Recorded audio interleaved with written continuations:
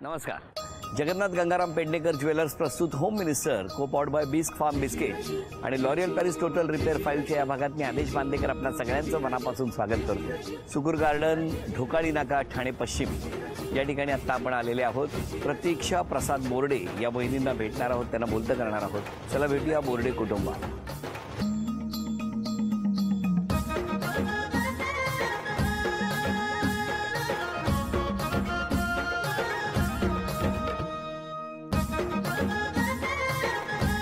नमस्कार नमस्कार नमस्कार.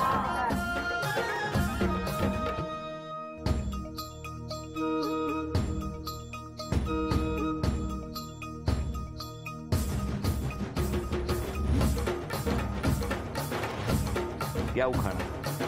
आदेश भाऊजी आले सुकूरच्या प्रांगणात. बरं. आदेश भाऊजी आले सुकूरच्या प्रांगणात. प्रसादजींचं नाव घेते होम मिनिस्टरच्या कार्यक्रमात. अरे वा, जोरदार आहे.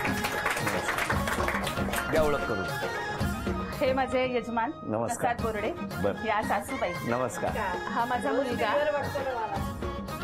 माझी मुलगी प्रांजल. बरं. हा पुतण्या, ही बहिणीची मुलगी, ही ताई, आणि हा सगळा आमचा सुकूर गार्डनचा परिवार. नमस्कार सगळ्यांना. नमस्कार. चला आता सुरुवात करूया आजच्या गप्पांना. नमस्कार. नमस्कार. नमस्कार. कुठे गेलं बालपण? जळगावला, जळगाव जिल्ह्यात फैजपूर या गावी. घरी कोण कोण होतं? आई, बाबा आणि आम्ही 4 भावंड. अच्छा. आई बाबा काय करायचे? माझे बाबा एसटी मध्ये ड्रायव्हर होते आणि आई पिठाची गिरणी चालवायची. पिठाची गिरणी. तुमचं बालपण कुठलं? मी इथल्या ठाण्याचाच पहिल्या. आई बाबा काय करायचे? बाबा इथे देवीदार कंपनीमध्ये, इलेक्ट्रॉनिक्स कंपनीमध्ये कामाला होते. बरं बरं. कसं गेलं बालपण? थोडं खडतर होतं. हां. का हो? कारण बाबांचं एकट्यानेच होतं त्यावेळेला, काही पगार वगैरे कमी फार होता. म्हणजे शिक्षणाचा फार खर्च त्यावेळेला न पेलवणारा होता. पण तिघांचं शिक्षण हे त्यांनी पूर्ण केलं. खरंच म्हणजे बाबांचं खूप आमचे आभार मानू तेवढे कमी आहेत आईबाबांचे. त्यांच्यामुळे आज आम्ही आहोत. तुमच्या इकडे तसंच होतं ना? हो, बाबा एसटी ड्रायव्हर असल्यामुळे त्यांची शिफ्ट ड्युटी असायची. त्यामुळे मला आठवतंय की त्यांना एसटी स्टँडवर डबा पोचवायला द्यायला जाणं हे आमचं काम असायचं. आणि ते आई भरून द्यायची आणि मग आम्ही त्या एसटीची वाट बघत बसायचो स्टँडवर. आणि मग काय तुम्ही डबा घेऊन तिथे थांबलेले? हा, थांबायचं. म्हणजे बाबांच्या गाडीची वेळ माहिती असायची आणि मग बाबांच्या हातात डबा दिला की फक्त ते नजर अशी फिरवायचे. पण तो क्षणही खूप भारावलेला असायचा. आणि मी माझ्या बाबांना हातात डबा दिला ही भावना खूप त्यावेळी वेगळी असायची. आता तुम्ही जेव्हा कुठे कामानिमित्त जाता तेव्हा असाच डबा मिळतो का हो तुम्हाला? सध्या तरी मिळतोय आता रोज. आता पुढे काय सांगू शकत नाही. पण रोज डबा एकाच प्रकारचा असतो का? असतात रोज, म्हणजे वेगळ्या प्रकारच्या असतात भाज्या. न आवडणाऱ्या कधी असतात. पण मला तुम्हाला विचारायचं की आता तुम्हाला जो डबा दिला जातो त्या डब्यावरती घरातल्या समजा काही बारास तुमच्या दोघांमध्ये काही झालं असेल किंवा कधीतरी आनंदाचं वातावरण असेल, नेहमीच होत असतं. काय ते काहीतरी नाही, माझं म्हणणं आहे की त्याचा प्रभाव जाणवतो डब्यावरती. जाणवतो. ते तेवढंच विचारायचं होतं मला. कसं जाणवतं? जर वातावरण चांगलं असेल, घरातलं चांगलं असेल तर त्यामध्ये दोघही प्रकार हे चांगले रुचकर असतात. खाण्यासारखे व्यवस्थित पोट भरतं. पण ज्या वेळेला काही असतं तर त्यावेळेला काहीतरी दोघां पदार्थांमध्ये बरेच असतात, ते आता सांगू शकत नाही. वैरी का असं करतो? काय होतं, कुठलंही काम करताना दोघांमध्ये जरा काही वाचलं की त्याचा परिणाम जेवणावर होणारच ना. मग थोडं कसं काय व्हायला नाही ना पाहिजे. बिघडतं ना काहीतरी. काय बिघडतं? सगळं लक्ष हे असे का बोलले, हे असे का भांडले यावर जातं. मग त्यामुळे थोडंसं ते जेवणावर परिणाम होतो. पण असं बरोबर नाही ना. पण होतो ना. तुम्ही शाळेत आहात ना, कितवीला शिकवता? मी 8वी ते 10वी. 8वी ते 10वी. तोच परिणाम जर इम्पॅक्ट राहिला तर त्याचा इफेक्ट शाळेवर नाही. पण बहुतेक घराचा उंबरठा ओलांडला की माझं मी ते घरात सगळं विसरते. मग तुमचं किचन बाहेर ठेवूया का उंबरठ्याच्या? हा सल्ला चांगला. जर इथून प्रॉब्लेम सॉल्व्ह होणार असेल तर किचनच उंबरठ्याच्या बाहेर ठेवूया. तुमची ओळख कुठे झाली? आमचं अरेंज मॅरेज. कसं काय हो? ऍक्च्युली हे माझ्या बहिणीचे नातेवाईक लागतात. काही हरकत नाही. त्यामुळे वहिनीच्या वडिलांनी सुचवलं की असा मुलगा आहे. असा म्हणजे कसा? असा सिव्हिल इंजिनियर आहे, ठाण्यातच राहतो. घरी एवढी मंडळी आहेत ठाण्यात. तुमचं सगळं डबल आहे, लक्षात आलं का? असा एवढी पण मग तुम्ही जळगाववरून ठाण्यात कधी आले? मी 93ला ऍक्च्युली डीएड झाले आणि मग माझी बहीण आहे इथे, बर. ती ठाण्यात राहत होती. नमस्कार. अच्छा अच्छा. तिने मला इकडे आणलं शिक्षण झाल्यानंतर अरे वा. आणि नोकरीला भाऊजींनीच त्यांच्या ओळखीने. पण तुम्ही ठाण्यातच होता तेव्हा? हो, नोकरीला 6 वर्ष नोकरी मी केली लग्नाच्या आधी. अरे वा. 93ला लागले आणि 99ला लग्न झालं. कसं काय हो 99ला? 99 साली आता झालं लग्न. आता काय सांग, काय सांगायचं म्हणजे चांगलं. काय त्यांचे एक्सप्रेशन आता झालं, आता काय काय करू आता? सांगत भोगतात 19 वर्ष. हा, बघा किती मनापासून बोलतायत वहिनी. म्हणजे त्या डब्यात जे काय वर्षभर दिलेत ना 19 वर्ष, एका वाक्यात सगळी बाहेर काढला डबा त्याने. बघू आता उद्यापासून डब्यात काय हा? होतंय. काय सांगा. उद्यापासून डब्यावर काय परिणाम होतोय बघूया आता या हो ना? वाक्याचा. म्हणजे डबा तरी मिळेल का मिळेल, रिकामा? डबा मिळेल. नाही, डबा मिळेल, पण डब्यातलं काय असेल त्यावर ते माहिती नाही. मला तुम्हाला विचारायचं, या 19 वर्षात खूप चढ उतार आले का हो? प्रश्नच नाही साहेब. म्हणजे मी सांगतो तुम्हाला की पहिल्या ज्या वेळेला आमचं लग्न झालं त्यावेळेला माझी परिस्थिती म्हणजे काहीच नव्हती. म्हणजे एकदमच शून्याच्या लेवलला होतो. त्या लेवलपासून आज ज्या 19 वर्षात जी प्रगती झाली आणि मी या स्तरावरती आहे बिकॉज ऑफ हर. म्हणजे तिच्या सहकार्यामुळे जे सगळ्या गोष्टी शक्य झालेल्या आहेत. खूप माझी स्वप्न होती ती आजच्या तारखेला माझी पूर्ण झालेली सगळी. त्याचं श्रेय तुम्ही त्यांना देता, हा. वहिनींना देता. त्यांचा सहभाग मोठा आहे. काय हो, कसं काय वाटतं आज ऐकताना? हो, कारण काय झालं, एक आमच्या आयुष्यात एक जरा मध्ये एक मोठा बॅड पॅच आला. 2015ला म्हणजे सगळं चाललं होतं काटकसर, नॉर्मल जसं संसार चालतो तसा चालला होता आमचा. पण 2015ला एक जरा घटना घडली घरामध्ये. अचानक रात्री व्यवस्थित म्हणजे शाळेत जाऊन आले संध्याकाळी आणि मध्यरात्री 2:30 वाजता माझ्या कमरेच्या इथे दुखायला लागलं अचानक. म्हणजे काहीच आधी सिम्पटम्स नव्हते. आणि जेव्हा ॲडमिट केलं आणि काही चाचण्या केल्या तर माझी एक किडनी डॅमेज असल्याचं निदान झालं. आणि जर ती काही कालावधीत काढली नाही तर कदाचित शरीरावर अजून दुसरे परिणाम म्हणजे ब्रेन हॅमरेज किंवा पॅरालायसिस येऊ शकतो असं डॉक्टरांनी सांगितलं. त्यावेळेला मी सगळ्या घरातल्यांचं बघितलं. म्हणजे मला कुणी कळत नव्हतं, पण मला एवढं नक्की कळत होतं की काहीतरी माझ्या बाबतीत गंभीर घडतंय म्हणून. आणि मग लगेच 2 दिवसामध्ये माझी एक किडनी काढावी लागली. आता सध्या मी एका किडनीवर आहे. पण त्यानंतर आम्ही आमच्या आयुष्याचं गणितच बदललं. म्हणजे नवरा माझ्यावर इतकं प्रेम करतो हे खरं मला त्या दिवशी कळलं की एवढे दिवस सगळं चाललं होतं. पण त्यांची जी अवस्था झाली होती माझ्या त्या एकंदरीत हॉस्पिटलच्या काळामध्ये, त्यानंतर आम्ही आमची लाईफस्टाईलच बदलली आणि आता येणारा प्रत्येक क्षण आम्ही जगतो आहोत. आणि सुदैवाने मला तेही त्या बाबतीत साथ देत आहेत. त्यामुळे याचा खूप कधी कधी ना माणसाच्या आयुष्यामध्ये असे बॅड पॅच येणं हे पण म्हणजे मला असं वाटतं कधीतरी योग्यच असतं. कदाचित ते आलं नसतं तर आम्ही असे कॉमन जगत राहिलो असतो, काटकसर करत रडत कुढत. पण आता आम्ही आनंदाने जगतोय, प्रत्येक दिवस आपला म्हणून जगतोय. असेच आनंदात राहा. आणि तुम्हाला सांगतो की स्वतःची विल पॉवर जर स्ट्रॉंग ठेवली ना आणि अत्यंत सकारात्मक दृष्टिकोन ठेवला ना आयुष्याकडे बघण्याचा, तर काळजी करू नका, सुदृढ दीर्घायुष्य तुम्हाला मिळणार. आणि त्यासाठी सिद्धिविनायक तुमच्या पाठीशी उभे असणार. अगदी मी त्यांच्या चरणी प्रार्थना करतो, हसत राहा, आनंदात राहा. आणि जर शक्य झालं तर जरा डबा त्यांना बरा देत राहा. आता या ठिकाणी याच टप्प्यावरती पहिल्या खेळात सगळी बक्षिसं मिळणार का या माऊलीला, बघूया. पहिला क्ल्यू, वेळ सुरू झाली. हाती मेरे साथी. चला.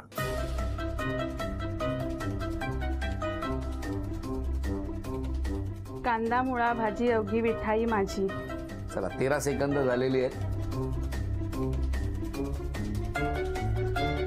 30 सेकंद झाली, फक्त 30 सेकंद राहिलेली आहे. चला, घाई करायला सांगा. कुंभार घडवितो घडा. 40 सेकंद. हे बघा, 20 सेकंद राहिलेली आहेत. प्रथम सत्रांत परीक्षा. 45 सेकंद, फक्त 15 सेकंद राहिलेली आहेत. 10, 9, 8, 7, 6, 5, 4. म्हणजे अभिनंदन. हे चांदीचं नाणं तुम्हाला मिळालं. चांदीचा कुंकवाचा करंडाही तुम्हाला मिळाला. अभिनंदन. ही चांदीची तुळस तुम्हाला मिळाली. अभिनंदन. आणि वहिनी, या घरामध्ये आता चांदीची अन्नपूर्णा सुद्धा आलेली आहे. अभिनंदन. नमस्कार. पटकन राग येतो तुम्हाला? सासूबाई. हो, कोणी नाही, पण मान्य आहे का विचारतोय?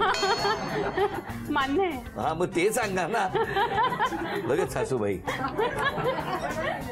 काही असू द्या, राग पहिला मिस्टरांवर निघतो. मान्य आहे? हो ना. घरी येत असताना जर रस्त्यात एखादी मैत्रीण भेटली की तिथंच नाका तयार होतो गप्पा मार. मान्य आहे? हो. काय हो? बरोबर आहे. घरी आल्यावरती पण नाका होतो. घरी आल्यावर पण नाका होतो आणि त्याच्याच बरोबर राग सुद्धा नाकावरच असतो.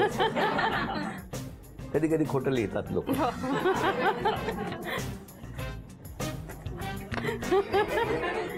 ही चिठ्ठी कन्फर्म सांगतो मिस्टरांची असणार. तुमच्या दहशतीखाली काही लिहिलंच नाही. त्यांना कागद अपूर्ण पडला असता त्यांना. कधीतरी पार्टी घरात करून इतरांना बोलवाल अशा आशेवर सुकलेत बरेच जण. काय तुम्ही काही केलं बोलवत नाही. काय मान्य आहे? मान्य. बरं, हे एवढे सगळे आरोप आहेत, काय म्हणणं आहे तुमचे या आरोप? खरं तर मी वेगवेगळ्या कार्यक्रमांमध्ये स्वतःला बिझी ठेवत असल्यामुळे मला ना माझ्या दुःखाचा विसर पडतो असं मला वाटतं. त्यामुळे मी सतत कुठल्या कुठल्या स्पर्धांना काहीतरी लिखाण माझं चालू असतं. पार्टीचं म्हणाल तर मैत्रिणींनी कधीही यावं ना हक्काने. त्यासाठी वेगळ्या पार्टीचं कशाला ओकेजन हवंय. त्यांनी यावं आणि चल ग जेवायला वाढ म्हणावं, मी वाढेल. हा, म्हणजे पार्टी नाही, जेवायला जे असेल ते मिळणार. जे असेल ते सुद्धा सकाळच्या सगळ्या वातावरणावर ज्या चवीचं असेल ते मिळणार. कळलं तुम्हाला? पार्टी कसली मागताय आणि वरती तोंड उघडून. हा, अजून? आणि नाका तर आता खास मैत्रिणींकडे जाऊन गप्पा करायला तसा वेळ नसतो. पण बरोबर. येता जाता जर भेटल्या मग मी थांबले की दुसरी थांबते, तिसरी थांबते आणि मग काय हरकत आहे ना आम्ही बायकांनी पण नाक्यावर सारखं उभं राहायला. नाही, तुम्ही तिथेच थांबा ना सगळ्यासाठी. घरात तरी शांतता राहील जरा. हे मी नाही म्हणत, ते म्हणतायत. मी फक्त त्यांच्या भावना पोचवतोय. बरं, आता चित्र काढायची आहेत. पहिलं चित्र तुम्ही काढायचं. या.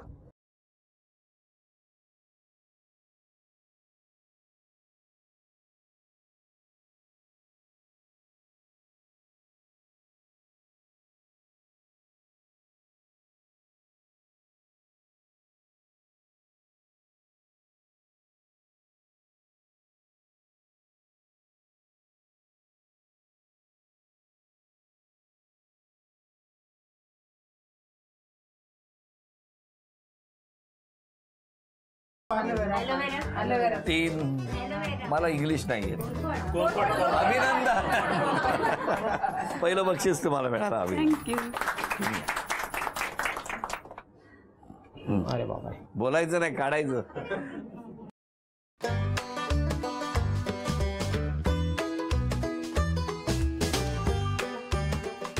दहा,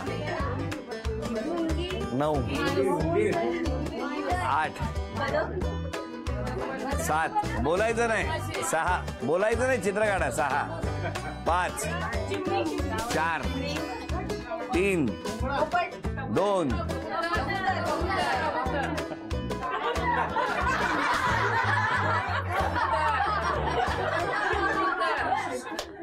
यांनी जी ओठांची हालचाल केली ती तिकडे रेकॉर्ड झाली, त्यामुळे बक्षीस गेलं. पण मला सांगा, हे काय काढलं होतं? काय काढलं होतं? 2 पाय काढले. हा, नाही ते नाही, ते नाही. चित्र काय दिलं होतं काढायला तुम्हाला? कबुतराचं दिलं.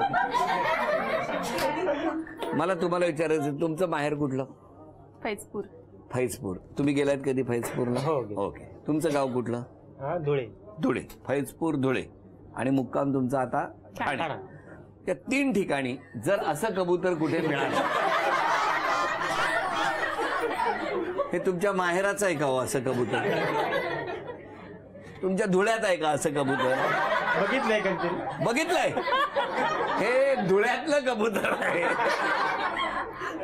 हा, अप्रतिम कबूतर आहे. वहिनी, तुम्ही ओळखलं होतं कबूतर? मला डुक्कर वाटलं. चोच कुठे आहे? नाही, पण खूप छान. तुम्हाला खरं सांगतो, मला सांगा, जर यांनी हे काढलं नसतं तर असंही कबूतर या भूतलावर कुठेतरी आहे ते मला कळलं असतं का? एकदा जोरदार टाळ्या वाजवा या कबुतरासाठी.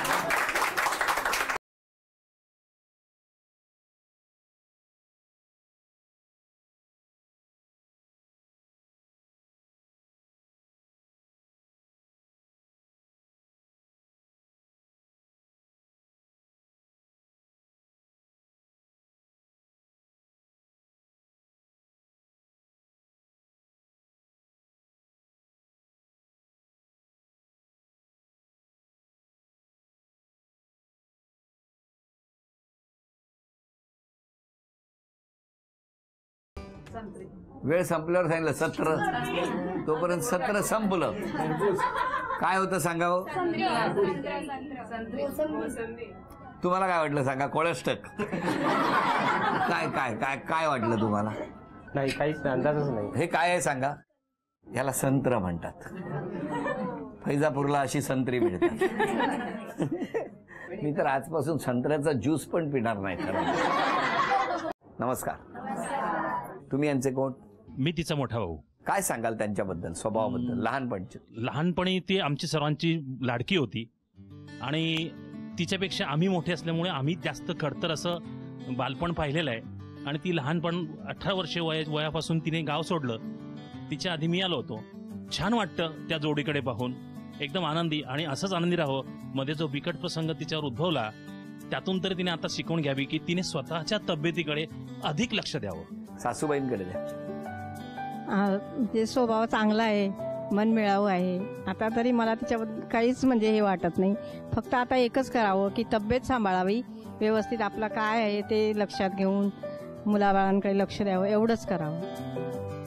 सांगायचं म्हणजे ती आम्ही असं म्हणतो ती आमची झाशीची राणी आहे. पण ती तलवार त्यांच्यावरच फिरते. सांगते पुढे सांगते. आणि दुसरी गोष्ट म्हणजे ना, ती मिठास राजाची जशी कहाणी आहे, ज्या गोष्टीला हात लावेल त्या गोष्टीचं सोनं होईल, तसं तिच्या बाबतीत आहे. ती ज्या स्पर्धेत भाग घेते त्या स्पर्धेत ती बक्षीस आणते. हा, आणि सगळ्यात महत्वाची गोष्ट मात्र तिचा राग तिच्या ताब्यात नाहीये. हा तिचा एकच वीक पॉइंट आहे, तो त्याने करायला पाहिजे कंट्रोल. बरं, मला तुम्हाला विचारायचं, आज क्षमा मागायची असेल तर कोणाची आणि धन्यवाद द्यायचे तर कोणा? क्षमा मागायची तर प्रथमतः माझे भाऊजी, म्हणजे मोठ्या बहिणीचे मिस्टर. ही खरं म्हणजे शहरामध्ये एखाद्याला आधार देणं ही खूप मोठी गोष्ट आहे. खूप लहान घरामध्ये ते राहत होते, तरी पण आम्हा दोघं भावंडांना त्यांनी शहरामध्ये राहायला आसरा दिला. आणि नुसता आसरा दिला नाही तर आमच्या दोघांना नोकरीला लावून आमचे संसार दोघांचे थाटून दिले. म्हणजे याचं सगळं श्रेय त्यांना जातं. तर त्यांची परतफेड करायची होती बरीच वर्ष, पण प्रकृती असतात त्यामुळे तेही काही महिन्यापूर्वी गेले. त्यांची पहिल्यांदा क्षमा मागते. खरं ते हे सगळं बघायला, माझे सुख बघायला अजून हवे होते. दुसरी क्षमा माझे बाबा आणि माझे सासरे. ते माझ्या प्रत्येक यशामध्ये खूप आनंदाने, म्हणजे बाबा गावाला होते पण इथून काही फोन गेला असं बक्षीस मिळालं तर ती बातमी हा म्हणता गावाभर पसरायची. आणि मग मला कुणाकडून तरी कळायचं की बाबांनी असं सांगितलं. हे अजून माझं पुढचं यश बघायला ही दोन्ही बाबा हवे होते. त्यांची क्षमा मागते आणि मला वाटतं त्यांचा आशीर्वाद असल्यामुळे माझं हे पुढे सुरू राहील. आणि धन्यवाद द्यायचं तर यांनाच, की माझ्यासारख्या अशा थोड्या राग नाकावर असलेल्या बायकोला ते एवढी वर्ष सहन करतात, म्हणून त्यांना धन्यवाद देते. तुम्ही क्षमा कोणाची मागा? माझ्या बाबांची. म्हणजे आता वर्ष झालं त्यांना जाऊन. म्हणजे त्यांनी माझ्यासाठी खूप म्हणजे खडतर हे करून माझ्यासाठी खूप हे करून मोठं केलं. माझ्याकडून काही त्यांच्या याच्यावर ऋण राहिले असतील तर त्याबद्दल मी त्यांची मनापासून क्षमा मागतो. तो जो क्षण होता तो ज्यासाठी ते वर्ष माझ्यासाठी खूप दुःखदायी होतं. आज माझा खूप मोठा आधार त्यावेळेला गेला. त्याच्यामुळे मला माझ्याकडून त्यांच्या बाबतीत काही झाले असतील तर त्याच्या खरोखर मनापासून त्यांची मी क्षमा मागतो. दोघांनी क्षमा मागितली, धन्यवाद दिले. आणि या धन्यवादाबरोबरच या सगळ्या कुटुंबाला मनापासून शुभेच्छा. तुम्ही हसत राहा, आनंदात राहा. मैत्रिणींनी फक्त वाट बघत राहा, कधीतरी पार्टी मिळेल. पण मिळेल असं मला काही वाटत नाही एकंदरीत पाहता. कारण त्यांनी त्या मैत्रिणींना इतका अधिकार दिलेला आहे की तुम्हाला वाटलं तर घरातच या ना, आणि जे काय आहे ते शेअर करा. तर पार्टी बिर्टी काही मिळत नाही तुम्हाला. तुम्ही उगाच आशेवर राहू नका, कळलं? हां. आणि वहिनी, तुम्ही मात्र हसत राहा, आनंदात राहा. तुम्ही हसत राहा. या संपूर्ण कुटुंबाला शुभेच्छा. झी मराठीकडून ही भेटवस्तू मिस करा. हसत रहा, आनंदात रहा असं म्हणत वहिनींना तथास्तु पुणे यांच्याकडून मिळते आहे पैठणी.